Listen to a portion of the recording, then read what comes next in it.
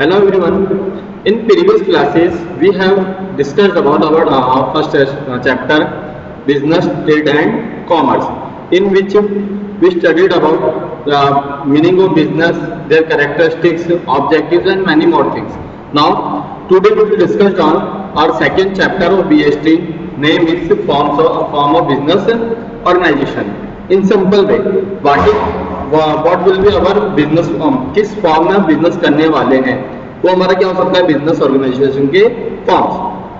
Simply एक simple way में बात करते हैं। मैंने बोला कि मैंने सिंपल सी टी स्टॉल स्टार्ट की, एक छोटा सा सैलून स्टार्ट किया, ठीक है, जहां मैं सिंगल ऑनर हूँ, वहीं मैं खुद भी वर्किंग कर रहा हूँ, एक तो एम्प्लॉय हमारे हो सकते हैं, लेकिन यहाँ पर सारा का सारा वर्किंग करने वाला या देखने वाला पर्सन या फिर प्रॉफिट अर्न करने वाला पर्सन अगर सिंगल पर्सन है, तो मैंने उसको बोल दिया कि क्या हो सकता है, मेरा सोल प्रोप्राइटरशिप हो सकता है। ठीक है, सिंपली हमने क्या बोल दिया उसको, सोल प्रोप्राइटरशिप बिजनेस हो गया। सोल मतलब सिंगल और प्रोप्राइटर मतलब ऑनर। जहां सिंगल ऑनर मेरा होगा तो उसको मैंने क्या बोला, सोल प्रोप्राइटरशिप बिजनेस। अब मेरा धीरे धीरे क्या बिजनेस ग्रोथ पे आया, मेरे को लगा कि मैं अकेला सिंगल बिजनेस नहीं कर सकता। ठीक है, मेरे को लगता है कि मेरे बिजनेस का ग्रोथ है, अब मेरे साथ एक पर्सन और होना चाहिए जो मेरा प्रॉफिट भी शेयर करेगा और मेरे वर्क में भी हाथ बटाएगा। तो मैंने उसको बोल दिया कि साहब वो बिजनेस मैंने क्या बोला, पार्टनरशिप। ठीक है, पार्टनरशिप में मीन जहां व्हेन टू और more than two person join together to conduct any business activity, it's called partnership. But partnership में कुछ एक लिमिट हो सकती है कि साहब कि अगर बैंकिंग सेक्टर है तो मैक्सिमम 10 पार्टनर्स होंगे, अगर नॉन बैंकिंग सेक्टर है तो वहां पर 20 पार्टनर्स से एक्सेस नहीं जाने चाहिए। तो यहाँ मैं थोड़ा रिस्ट्रिक्ट हो गया कि साहब कि मेरा बिजनेस अगर ग्रोथ करेगा तो मैं 20 या 10 और 20 से ऊपर नहीं जा सकता। तो मैंने सोचा इस केसेस में क्या किया जाए, तो मैंने बोला कि अब आप क्या कर सकते हो, कंपनी स्टार्ट कर सकते हो। ठीक है, कंपनी में क्या होगा, आपकी कोई रिस्ट्रिक्शन नहीं है कि आप कितने लोगों को बुला सकते हो, किस किस से पैसा ले सकते हो, कितना शेयर कर सकते हो। तो बड़े लेवल पे जैसे मैं बिजनेस करने की सोचूंगा तो मैंने उसको क्या बोलते हैं, जॉइंट स्टॉक कंपनी, या फिर सीधे सीधे हम बोलते हैं कंपनी। जनरली हम जो बिजनेस देखते हैं बड़े लेवल पे, ठीक है, वो क्या होगा हमारी कंपनी। छोटे लेवल पे जो देखते हैं हमारे सोल प्रोप्राइटरशिप एंड पार्टनरशिप। ठीक है, जब यहाँ तक तो हमारे समझ में आएगी, तो आप छोटे लेवल बिजनेस करना है, सोल प्रोप्राइटरशिप काम बढ़ाना है तो मैं पार्टनरशिप कर लूँ, लेकिन बहुत बड़े लेवल पे जाना है तो मैं क्या कर लूँ, कंपनी कर लूँ। ये सिंपली हम 3 टाइप्स ऑफ बिजनेस देखते हैं। लेकिन इसके अलावा 2 टाइप्स ऑफ बिजनेस और दे रखे हैं साहब, ज्वाइंट हिंदू फैमिली बिजनेस और एक दे रखा है कोऑपरेटिव सोसाइटी। साहब ये क्या आ गया, तो इसके लिए समझेंगे। सेकेंड नंबर में दे रखा ज्वाइंट हिंदू फैमिली बिजनेस। यहाँ से देखो ज्वाइंट हिंदू फैमिली, यहाँ पे देखो कि साहब एक ज्वाइंट हिंदू फैमिली थी, उनका कोई बिजनेस, जैसे माना कि मैंने कोई सोल प्रोप्राइटरशिप स्टार्ट की। अब हुआ ये कि मेरा बिजनेस चलता गया, मेरा फैमिली बढ़ती गई, मेरे 4 बेटे हो गए। ठीक है, 4 बेटे हो गए, अब वो मेरे बिजनेस में साथ मेरे वर्किंग कर रहे हैं, अब उनके भी आगे फैमिली बढ़ रही है। तो जैसे जैसे फैमिली इंगेज होती है, वो सारे फैमिली क्या है, उसी बिजनेस में इंगेज हो गई। अगर वो सारे उसी बिजनेस में इंगेज हो गए, तो मैंने बोला कि अब वो बिजनेस कैसा बन चुका है, फैमिली बिजनेस। लेकिन फैमिली भी कैसी है, ज्वाइंट हिंदू फैमिली। अब साहब यहाँ हिंदू वर्ड क्यों यूज किया, अगर हम बात करें 1947 में हमारे को इंडिपेंडेंस मिल गई थी, और इसमें जो एक्ट लगने वाला है वो हिंदू सक्सेशन एक्ट लगने वाला है, जो था हमारा 1948 का। ठीक है, इस अकॉर्डिंग क्या हुआ, तो 1948 में एक्ट आया, तो वहां पर ये माना जाता था कि साहब डिवाइडेशन के अकॉर्डिंग मुस्लिम उधर रहेंगे पाकिस्तान और बाकी हिंदूज यहाँ रहेंगे। तो सॉकेट हमने क्या बोल दिया, वो जो लॉ बने तो ये पर्टिकुलर हिंदूज के लिए थे, तो यहाँ पर जो भी हिंदूज फैमिलीज रहेगी उनके पर जो बिजनेस एप्लीकेबल, बिजनेस पे जो लॉज एप्लीकेबल होंगे उसके हिसाब से क्या बनना पड़ेगा, हमारा ज्वाइंट हिंदू फैमिली बिजनेस। इसमें क्या लगने वाला, हमारा एक्ट एप्लीकेबल होगा हिंदू सक्सेशन एक्ट 1948 है या 1956 है, थोड़ा सा देख लेंगे हम आगे। ठीक है,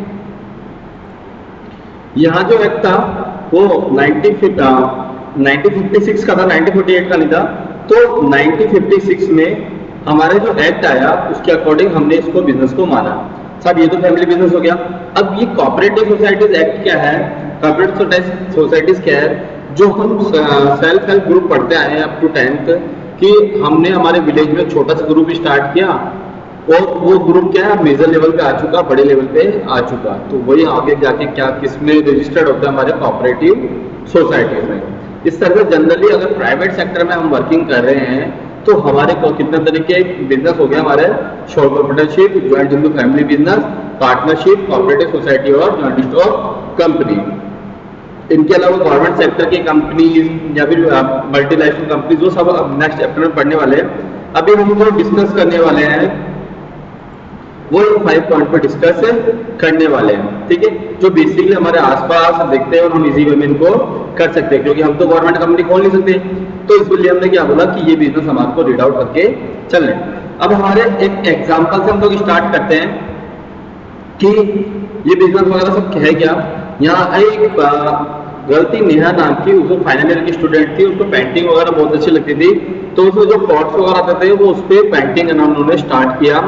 देखते देखते उनकी पेंटिंग इतनी फेमस हुई कि उनको इनकम भी स्टार्ट हो गई, लेकिन उनको लगा कि अब मेरा बिजनेस मेरे को एक्सटेंड करना चाहिए। एक्सटेंड करने के लिए किसी ने उनको सजेस्ट किया कि आप पार्टनरशिप कर सकते हैं। पार्टनरशिप के बाद अगर लगता है कि आप और बड़े लेवल पर जाना चाहते हैं तो कंपनी भी स्टार्ट कर सकते हैं। जैसे आपके बिजनेस की नीड होगी, जैसे आपका बिजनेस एक्सटेंड होगा, आप उस अकॉर्डिंग अपना वर्किंग कर सकते हो। तो ये हमारा डिपेंड करेगा कि हमारे किस लेवल पे वर्किंग करनी है, कितनी हमारा कैपिटल रिक्वायरमेंट है, कितना हम लोग वर्किंग करके करने वाले हैं।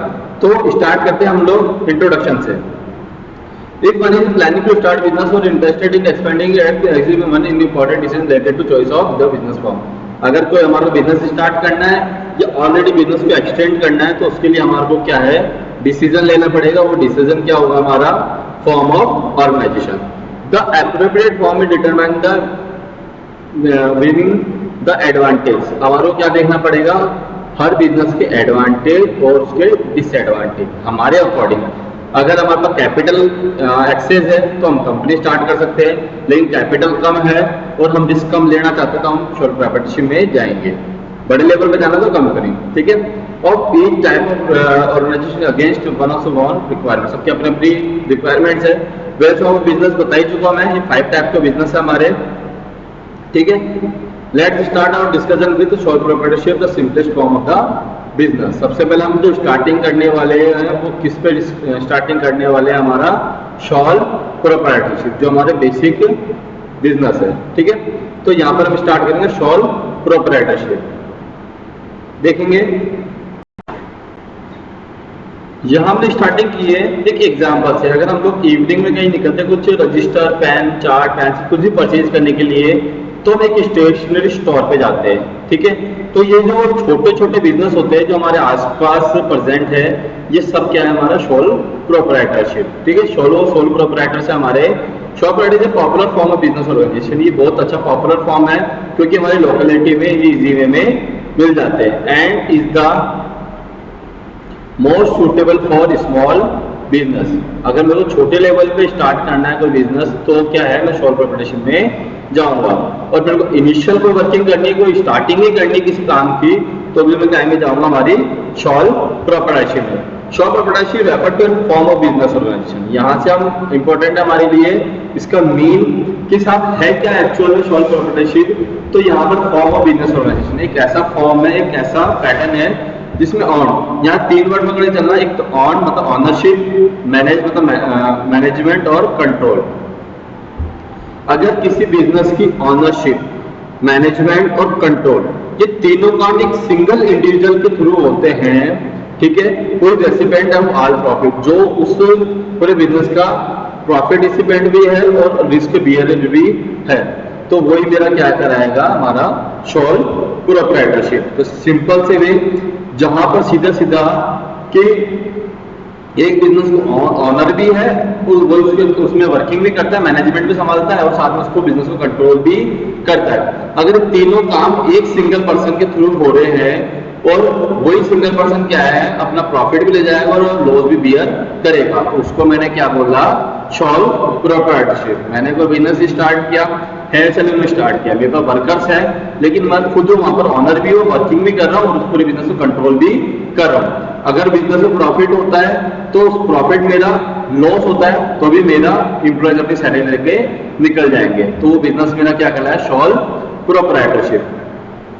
आगे, this is evident from the term itself, the word sole, इसका मीन जो है वो अपने आप में निकलता है, जैसे सोल इम्प्लाइज ओनली, सोल मतलब ओनली हो गया, और प्रोप्राइटर मतलब ऑनर, मतलब ओनली ओनर, सिंगल ओनर है, and the sole is the one who is the only owner, जो सिंगल ओनर है और केवल ओनली ओनर है या फिर सिंगल पर्सन ओनर है, वही हमने क्या बोला, सोल प्रोप्राइटरशिप। आगे देखेंगे, this form of business is particularly common in areas of personalized service such as beauty parlour. अब जनरली बिजनेस मिलते क्या है, beauty parlour, hair salons, small scale activity, छोटी मोटी activity like running a retail shop in locality, ये सारे business मेरा क्या है, सोल प्रोप्राइटरी का पार्ट से हो सकते हैं, ये मेरा सारे सोल प्रोप्राइटरशिप हो सकते हैं। ठीक है, तो सोल प्रोप्राइटरी हमारे जो लोकली अवेलेबल होंगे वही मेरा क्या है, सोल प्रोप्राइटरशिप, छोटे छोटे बिजनेस जो हमारे लोकेलिटी के आसपास हमको मिलते हैं। हम फीचर्स पे है, उससे पहले हमारे एक बार डेफिनेशन देख लेनी चाहिए सोल प्रोप्राइटरशिप की। सोल ट्रेडर, सोल प्रोप्राइटर बोल रहे हैं, sole trader is a type of business unit, एक ऐसी बिजनेस यूनिट है where a person is solely responsible.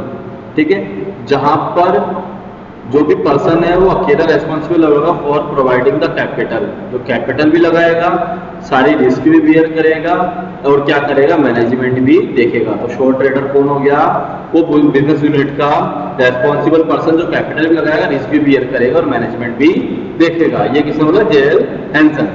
Second, LH. हेनी की डेफिनेशन है, the individual proprietor, individual person हो गया, ओनर हो गया, is a form of business organisation at a head of which, जिसका head standard individual and one who is responsible, एक single individual जो हेड है, जो रेस्पॉन्सिबल भी है, डायरेक्ट इट्स ऑपरेशन, अपने बिजनेस को डायरेक्शन भी देता है और पूरी रिस्क भी बियर करता है। जो फेल होने की रिस्क हमने पढ़ी फर्स्ट चैप्टर में कि साहब हमारा क्या है, फ्यूचर अनसर्टेन है, तो अनसर्टेनिटी है या फेल होने की रिस्क है, उसको भी बियर करता है, वही मेरा क्या है, सोल ट्रेडर। ठीक है, इन डेफिनेशंस के बेसिस पर ही हम आज के आगे फीचर्स देखने वाले हैं कि हमारे सोल प्रोप्राइटर की क्या क्या कैरेक्टरिस्टिक्स हो सकते हैं। ठीक है, तो हम सीधे टॉपिक पे आते हैं, हमारे सोल ट्रेडर के feature. Select characteristics of sole proprietor from a organization as follows, उसके कैरेक्टरिस्टिक दे रखे, फीचर्स दे रखे, देखेंगे। Formation and closure. ठीक है, अगर मेरे को कोई बिजनेस स्टार्ट करना है तो सोल प्रोप्राइटर सबसे बेस्ट माना जाता है। क्यों माना जाता है कि मेरे पे फाउंडेशन नहीं है कि मेरे को कब स्टार्ट करना है और कब एंड करना है। ठीक है, मेरे को लगा कि मेरे को टी स्टॉल खोलनी है या फिर कोई भी एक जनरल स्टोर स्टार्ट करना है, तो मेरे को क्या है, एक शॉप परचेज की, जो भी गुड्स है वो शॉप में डाला और नेक्स्ट डे से शॉप स्टार्ट। मेरे को लगता है कि मेरे को बिजनेस नहीं करना, तो मैं उसको कभी भी शट डाउन कर सकता हूँ। ठीक है, तो बोलते हैं ज्यादा हेडअप वाला काम नहीं है, ज्यादा कुछ नहीं है कि अपना गुड्स परचेज किया और सेल करना स्टार्ट। तो इसका फॉर्मेशन एंड क्लोजर सबसे इजीएस्ट कंसेप्ट है जो हम कभी भी स्टार्ट कर सकते हैं। There is no separate law, हमारे को कोई लोन नहीं है अलग से। सोल प्रोप्राइटरशिप में कंपनी के लिए कंपनीज एक्ट आता है, पार्टनरशिप के लिए पार्टनरशिप एक्ट 1932 एप्लीकेबल होता है, कोऑपरेटिव सोसाइटीज के लिए हमारे कोऑपरेटिव सोसाइटीज एक्ट अलग अलग चल रहे हैं, तो उनके लिए बहुत सारे लॉ है, लेकिन हमारे सोल प्रोप्राइटरशिप के लिए कोई लॉ नहीं है। कभी चाय वाले को ये नहीं बोला कि साहब आपको ये रूल फॉलो करना पड़ेगा, कोई रूल नहीं है, आपको अपना काम करना है। तो यहाँ पे हमारे कोई सेपरेट लॉ नहीं है दैट गवर्न सोल प्रोप्राइटरशिप, जो हमारे सोल प्रोप्राइटरशिप को कंट्रोल कर सके, गवर्न कर सके। Hardly any legal formality are required to state a sole proprietorship business, ऐसी कोई हार्ड रेगुलेशन नहीं है। Though in some cases one may require licence, कुछ एक ऐसे होते हैं जैसे मैंने सोचा मैंने सोल प्रोप्राइटरशिप का बिजनेस करना है और साथ में केमिकल से अभी पटाखे वगैरह जो भी है सेल करने दिवाले पर, तो उसमें तो लाइसेंस चाहिए होगा। लेकिन छोटे बिजनेस, अदर बिजनेस है जिसमें तो साड़ी की शॉप करनी है, जनरल स्टोर स्टार्ट करना है, तो वहां पर मेरे को लाइसेंस की रिक्वायरमेंट नहीं है। आगे देखेंगे क्लोजर ऑफ द बिजनेस करना, सो बी डन इजीली। सीधी सी बात है, मेरे को लग रहा है मेरा बिजनेस नहीं चल रहा, तो मैं क्या कर दूंगा, क्लोज कर दूंगा। साहब मेरे को बिजनेस पसंद नहीं आ रहा, मेरे को बिजनेस क्लोज करना है। कोई मेरे को आके ये नहीं बोलेगा कि आपने बिजनेस क्लोज क्यों किया। तो ये सब हमारे हैंड्स में है कि हम हमारा बिजनेस कैसे क्या चला है, कब तक चला है। ठीक है, formality as well closure of business, जैसे हमारी इजियर ओपनिंग में है वैसे ही क्लोजिंग में भी कोई फॉर्मेलिटी नहीं है। तो ये क्या हो गया हमारा, इजी वे में इसको हम एस्टेब्लिश कर सकते हैं। अब है लायबिलिटी। लायबिलिटी का मतलब मीन होता है रेस्पॉन्सिबिलिटी। ये कंसेप्ट थोड़ा सा समझ के चलना, लायबिलिटी का मीन क्या होता है। लायबिलिटी का अगर सिंपली मीन देखे, any responsibility any payment payable to outsiders. Simplest way कि मेरे को अपने आउटसाइडर्स को या फिर मेरे सप्लायर्स को, जो भी मेरी लिए वर्किंग करते हैं, उनको मेरे को जो पेमेंट देना है, जो पेबल अमाउंट है, वही मेरे क्या है, लायबिलिटीज। ठीक है, तो यहाँ थोड़ा सा कंसेप्ट ये है कि यहाँ पर जो लायबिलिटी होगी वो कैसी होगी, अनलिमिटेड। ठीक है, लायबिलिटी के में समझ में आ गया कि साहब हमारी लायबिलिटी होती है कि जो हमारे को पे करना है, लेकिन लायबिलिटी कैसी बोली मैंने, अनलिमिटेड। तो ये वर्ड है अनलिमिटेड में, दो वर्ड चलेंगे, लिमिटेड और अनलिमिटेड। ठीक है, कैसे कि ये जो अनलिमिटेड फीचर है ये हर बिजनेस में एप्लीकेबल होगा, लेकिन एक कंपनी फॉर्म ऐसा है मेरा जिसमें लायबिलिटी कैसी रहती है, लिमिटेड रहती है। जैसे मैंने बोला दिवाली आ रही है, दिवाली पे मैंने क्या किया, एक शॉप परचेज की, ये गोडाउन परचेज किया, क्रैकर्स का काम स्टार्ट किया। ठीक है, मैंने क्या किया, 5 लाख से बिजनेस स्टार्ट कर दिया। ठीक है, मेरी शॉप यहाँ थी, अब यहाँ मेरी शॉप थी क्रैकर्स की, अब साथ में 2-3 शॉप और थी, मार्केट में करूंगा मैं, अलग से तो कुछ करूंगा नहीं। यहाँ हमारी हो गई, ये शॉप हमारी हो गई, ये हमारे नेबर्स हो गए। ठीक है, आगे देखिए हम लोग, अभी क्या है, जैसे माना मैंने 5 लाख से स्टार्ट किया था, अब एक्चुअल में क्या है कि मेरा खुद का पैसा लगा दिया, मैंने बोला कि साथ में 10 लाख की मार्केट से उधार भी ले ली। ठीक है, मार्केट बढ़िया चल रहा था, मैंने लगभग 7 लाख की सेल कर दी। ठीक है, और अभी भी मान लो कि प्रॉफिट समेत मैंने बोला था 20 लाख बनेंगे इसके, अभी भी 30 लाख मार्केट से आने की मेरे को एक्सपेक्टेशन, इतनी सेल मेरी बाकी है। ठीक है, अब हुआ क्या कि हमारा लक था या अनसर्टेनिटी थी फ्यूचर की, जो रिस्क की बात हम बार बार करके चल रहे, तो वो रिस्क हो गई हमारे साथ, हैपनिंग हो गई, अनहैपनिंग हो गई। उस केसेस में मेरा ये जो भी क्रैकर्स की शॉप थी पूरी डिस्ट्रॉय हो गई। अब डिस्ट्रॉय हुई, एक सिंगल शॉप डिस्ट्रॉय हुई, इन दोनों को भी हमने आराम से लपेट दिया। ठीक है, बढ़िया, इनको भी डिस्ट्रॉय कर दिया। अब ये थोड़ी ना छोड़ेंगे हमारे को, ये भी हमारे से क्या है, अपने जो भी लॉस लगा उसकी डिमांड करने वाले। अब पता चला साहब इन्होंने टोटल क्लेम ठोक दिया हमारे पास 10 लाख का। ठीक है, 10 लाख का इन्होंने क्लेम ठोक दिया। अब देखा जाए, ये तो सब भूल जाओ कि साहब आपके क्या आना है क्या नहीं आना, अभी ये भी भूल जाओ, ये भी अब तो गया, क्योंकि हमारे को कुछ बचा ही नहीं। हमने स्टार्टिंग की थी 5 लाख से, 10 लाख का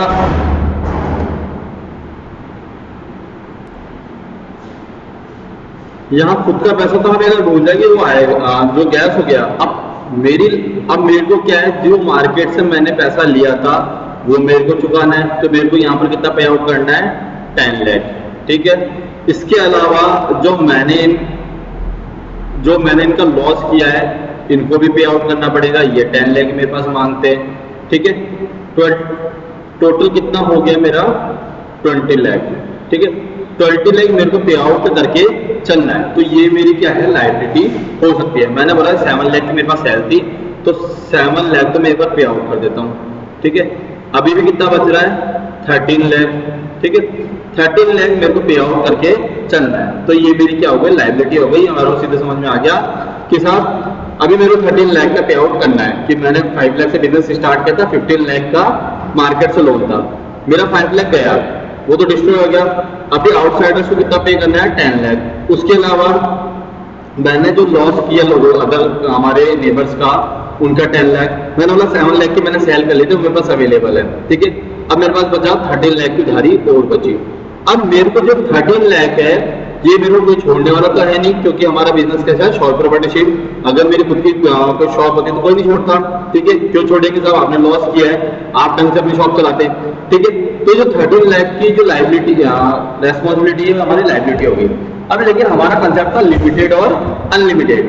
अगर मेरी शॉर्ट प्रॉपर्टीशिप है, मेरा सिंगल ऑनरशिप बिजनेस है, तो मेरे को पैसा ये 13 लाख का पे आउट करना पड़ेगा, तो मेरी लायबिलिटी क्या हो गई, एक्सटेंड हो गई कि मेरे को पे आउट करना पड़ेगा।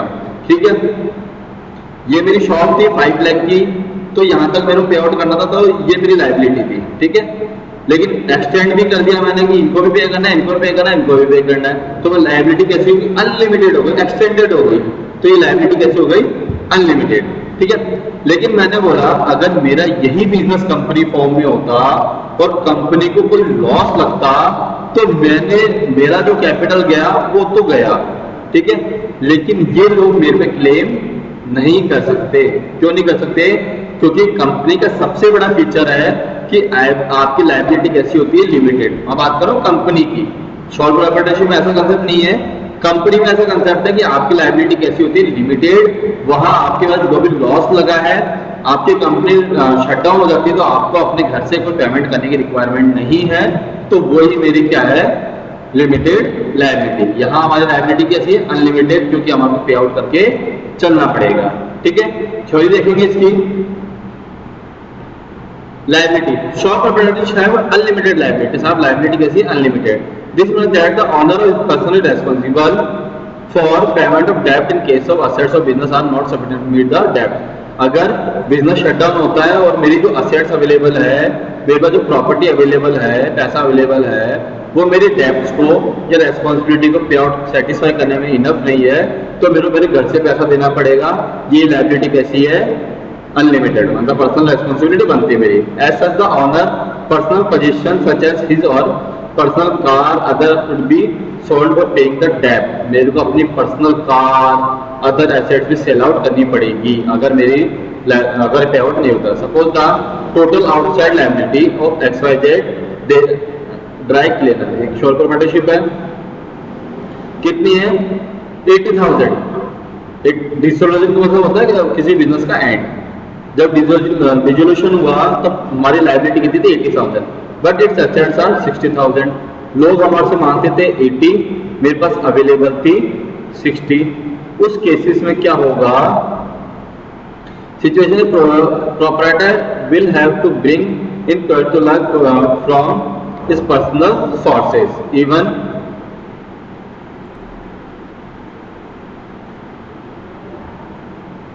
ठीक है। आगे बात करें, situation from her personal sources even if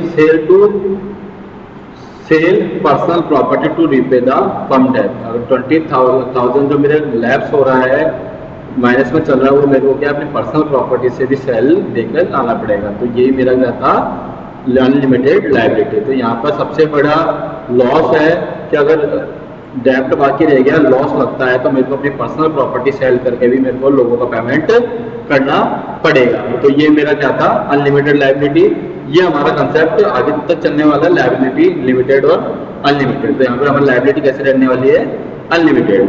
आगे देखते हैं third, short this bear and profit distribute. सबसे बड़ा बेनिफिट, अगर हम शॉर्ट प्रॉपर्टीशिप की बात करें तो सबसे बड़ा बेनिफिट हमारा क्या है, shore this bear and profit dissipate. कि साहब अगर प्रॉफिट हुआ तो किसका, पूरा का पूरा मेरा होगा। कंपनी में तो फिर बढ़ जाता, पार्टनरशिप में फिर भी डिस्ट्रीब्यूट हो जाएगा, बट अगर प्रॉफिट हुआ तो पूरा का पूरा किसका रहेगा, मेरा प्रॉफिट रहेगा। लेकिन इसकी एक लॉस भी है कि माना अगर जिसको ही लॉस हुआ तो किसका रहेगा, मेरा।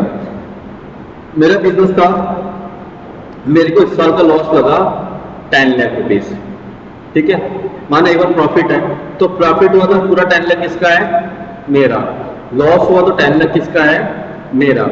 लेकिन मैंने बोला कि अगर मेरी पार्टनरशिप होती और हम 4 पार्टनर्स हैं, तो यहाँ पे थोड़ा नेगेटिव क्या हो गया कि मेरे को कितना मिलेगा, 2.5 लाख ओनली, ठीक है, अगर मेरा प्रॉफिट होता था। लेकिन लॉस होता है तो कहाँ हम 10 लाख पे आउट करके चल रहे थे और कहाँ 2.5 लाख पे आउट करके चलेंगे। तो यहाँ दोनों बातें हैं कि यहाँ पर पॉजिटिविटी क्या है, प्रॉफिट में पूरा रेसिपेंट हूं मैं, और रिस्क में भी क्या है, पूरा बियरर हूं। The risk of failure of business is borne all alone by the short proprietor. अगर जो भी फेलियर की रिस्क है वो सारा का सारा कौन बियर करेगा, हमारा short proprietor. If the business is successful, अगर अच्छा बिजनेस चल रहा है तो वो क्या है, सारे बेनिफिट भी इंजॉय करेगा, मतलब प्रॉफिट इंजॉय करेगा, ठीक है। Receive all the business profit, सारे प्रॉफिट लेगा, will become a direct reward for risk basis. जो उसने रिस्क ली थी उस रिस्क का उसको रिवार्ड मिलेगा, उसको प्रॉफिट मिल गया। इस तरह से क्या है, अगर वो प्रॉफिट रिसिपिएंट है तो सोल बियर, जो भी रिस्क है बियरर भी रहेगा। तो उसको यहाँ पर दोनों चीजें हैं, प्रॉफिट भी है तो लॉस भी है। ठीक है, ठीक है। इस बेसिस पे हमारा आज का टॉपिक खत्म हुआ। ठीक है, जहां हमने हमारे बिजनेस के फॉर्म देखे कि हाँ बेसिक फॉर्म देखे कि ये बिजनेस हो सकते हैं। इसके अलावा हमारे सोल प्रॉपर्टी चल रहा है कंसेप्ट। सोल प्रॉपर्टीशिप में हमने क्या है उसकी डेफिनेशन देख ली, मीनिंग देख ली और कैरेक्टरिस्टिक्स हमारे 3 कैरेक्टरिस्टिक्स हो गए, जिसमें क्या था इजी फॉर्मेशन एंड क्लोजर है। सेकंड मैंने बोला लायबिलिटी कैसी है, अनलिमिटेड है और रिस्क बियरर और प्रॉफिट रिसिपेंट वो है। अब अगर हमारे जो आगे जो बचेंगे कंट्रोल, सेपरेशन, एंटिटी, ये सारे चलने वाले हैं। ठीक है, तो नेक्स्ट वीडियो में भी सारे टॉपिक कवर करने वाले। आज के लिए थैंक यू।